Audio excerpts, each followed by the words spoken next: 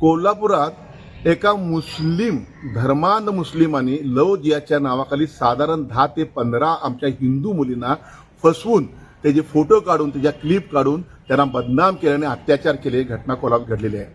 अमरावतीत घडलं, नागपूरमध्ये घडलं, आता कोल्हापुरात घडले आणि महाराष्ट्रात कुठे कुठे अशा घटना घडतायत।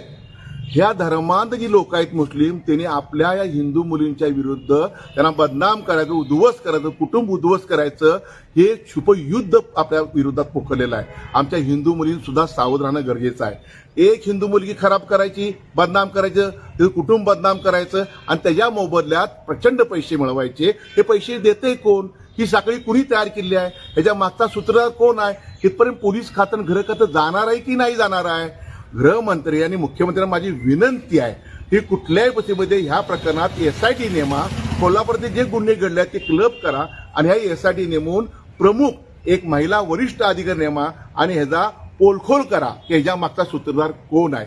भविष्यामध्ये आपण कारवाई करा, अन्यथा न करा, कराव्याची आमची तुम्हाला विनंती आहे। परंतु हे धर्मांध लोकांचं हे चाललेलं उपद्व्याप आमच्या हिंदू भगिनींच्या बाबतीत थांबले नाहीत तर आम्हाला भविष्यामध्ये ऑपरेशन लंगडा ज्याला म्हणतो आपण, लंगडं ह्या लोकांना करीन, मारून ह्या लंगडं करायचं आम्हाला ऑपरेशन हाती घ्यायला लागेल आम्हाला।